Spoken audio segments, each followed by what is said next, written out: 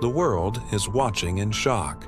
A young African leader, Ibrahim Traoré, just stood up against one of the most powerful nations on earth and even dared to challenge the legacy of Donald Trump and America's dominance. For years, the United States has shaped Africa's politics, resources, and future. But now, the tables are turning.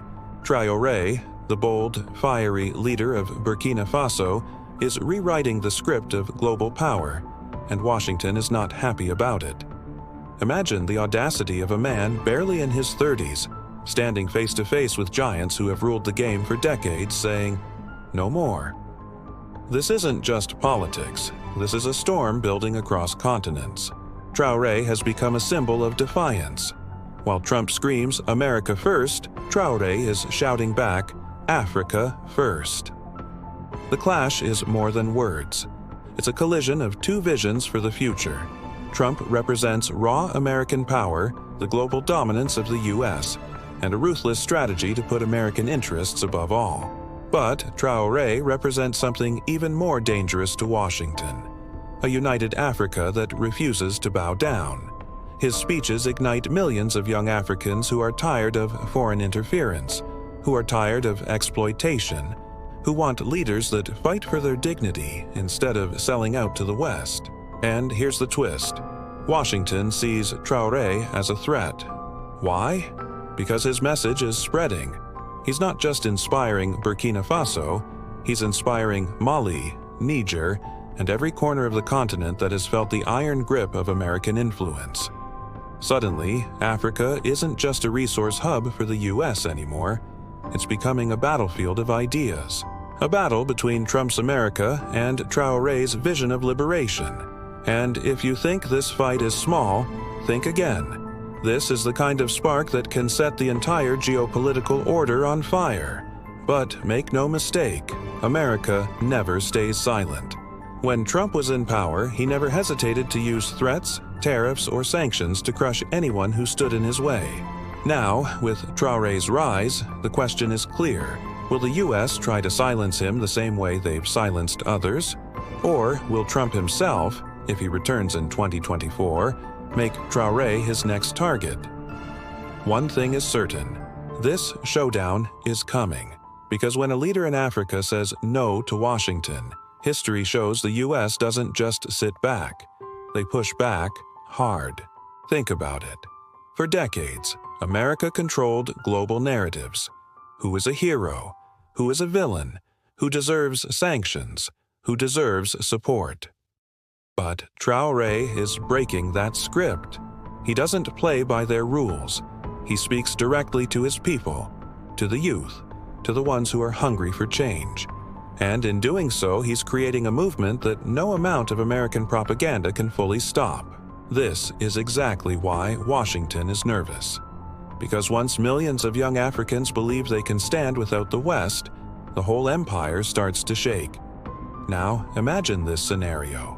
Trump, back in power, looking at Traoré on the world stage. Trump, who thrives on being the strongman, suddenly facing a younger, bolder strongman who doesn't fear him. Trump has money, influence, media, and nuclear power.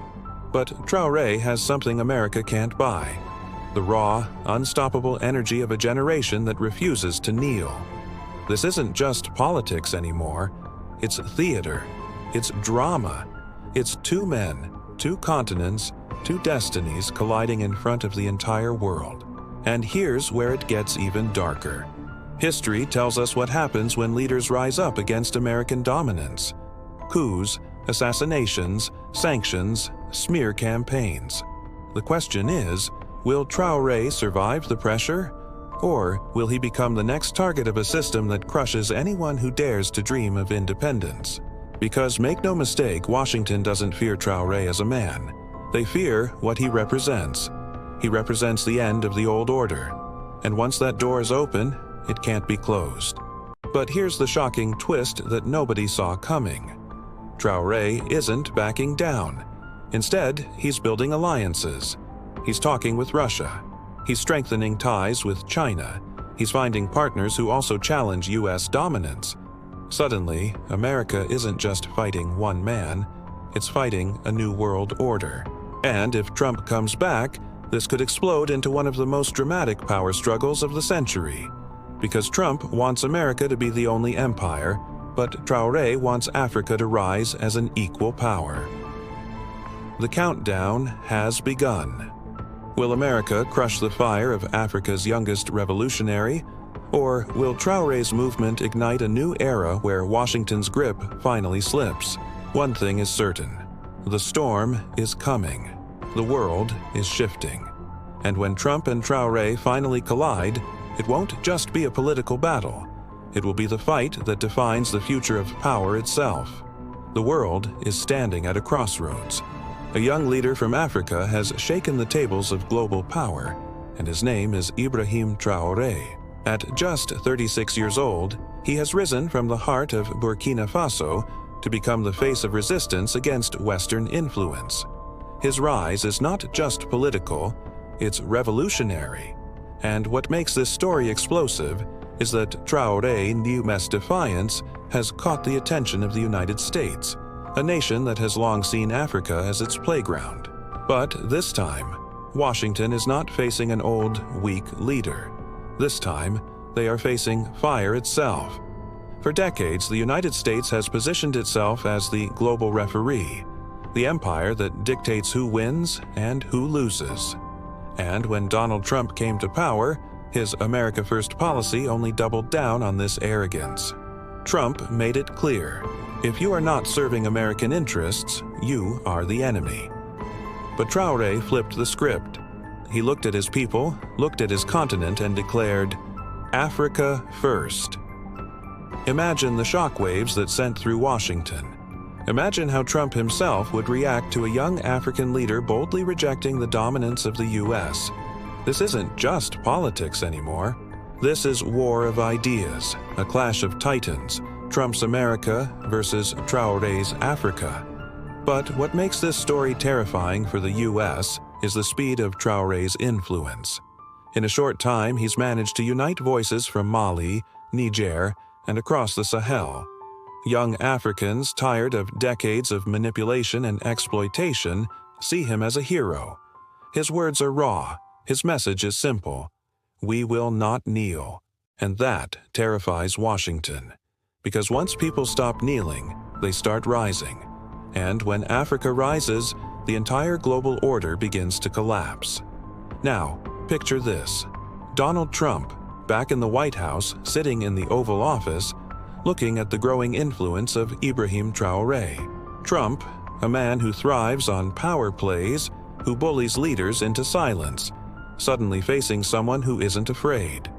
Trump represents decades of U.S. might, money, media, and the Pentagon. But Traoré represents something far more dangerous: an unstoppable wave of young Africans who refuse to be controlled. Trump may have the world's most powerful military, but Traoré has something that no army can kill: belief. Belief in freedom. Belief in Africa. Belief that the future belongs to them. And here comes the twist. Washington is not used to losing. History shows what happens to leaders who stand against the U.S. sanctions, coups, assassinations, endless propaganda campaigns. From Latin America to the Middle East, we've seen the same playbook repeated. But now, the U.S. faces a leader who is not isolated, who is not alone. Traoré is building alliances with Russia, China, and even with neighboring African nations that are tired of the old order. This is no longer one man versus America. This is an entire continent waking up. But let's ask the dangerous question: will America allow this awakening?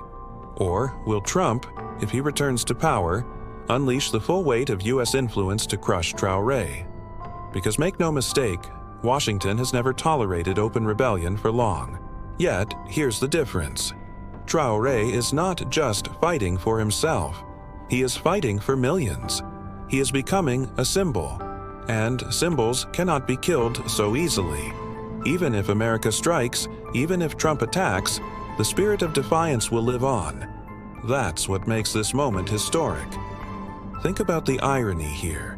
Donald Trump, a billionaire businessman from New York, who claimed to fight for the forgotten Americans, now finds himself challenged by a young African soldier fighting for the forgotten Africans.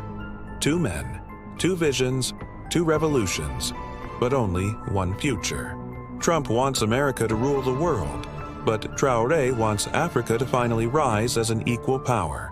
And when these two forces collide, it won't just be about Africa and America. It will be about the balance of power across the entire globe. And here's the part the media won't tell you. Washington is already nervous. They know Traoré's voice is spreading faster than they can contain. They know Africa is watching him closely,